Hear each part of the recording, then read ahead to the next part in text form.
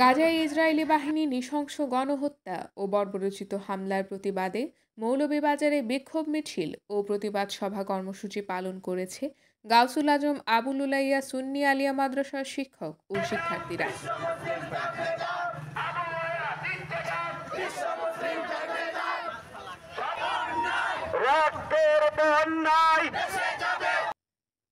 বুধবার বিকেলে বৃষ্টি উপেক্ষা করেই মাদ্রাসা প্রাঙ্গণ থেকে মিছিলটি বের হয়ে গোবিন্দপুর বাজারে গিয়ে শেষ হয়। পরে এক প্রতিবাদ সভা অনুষ্ঠিত হয়।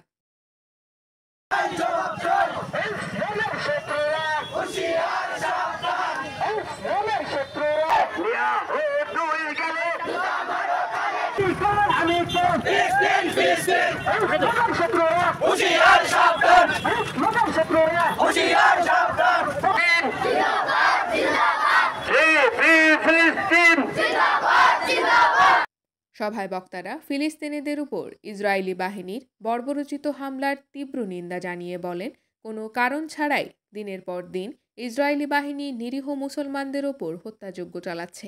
আমরা সারা দেশের মানুষ ফিলিস্তিনের পক্ষে ছিলাম, আমরা আছি, আমরা থাকব। ফিলিস্তিনের মুসলমানদের উপর আঘাত হানার কারণে আমরা ব্যথিত হয়েছি।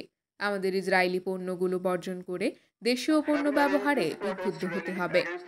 সব মুসলিমরা ফিলিস্তিনের মুসলিমদের প্রতি সংহতি জানায়। অবিলম্বে এই যুদ্ধ বন্ধ করতে জাতিসংঘ এবং মুসলিম রাষ্ট্রনেতাদের প্রতি আহ্বান জানানো হয়।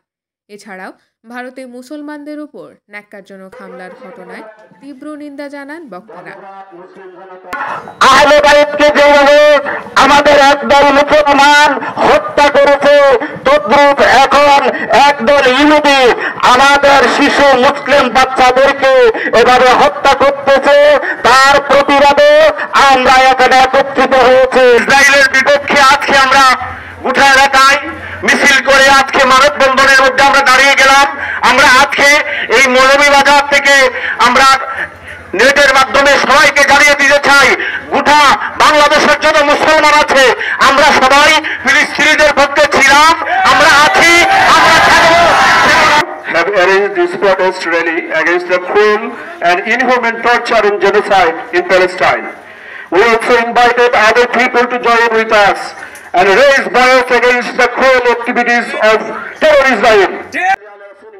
প্রতিবাদ সভায় বক্তব্য রাখেন গাউসুল আজম আবুল উলাইয়া সুন্নি আলিয়া মাদ্রাসার অধ্যক্ষ শহীদুল্লাহ, উপাধ্যক্ষ কবির হোসাইন, সহকারী শিক্ষক জুনাইদ আহমেদ, মিনহাজুল ইসলাম সহ অন্যান্যরা।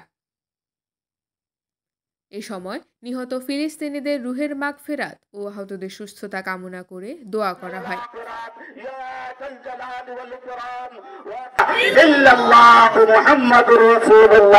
সাল্লাল্লাহু আলাইহি ওয়া সাল্লাম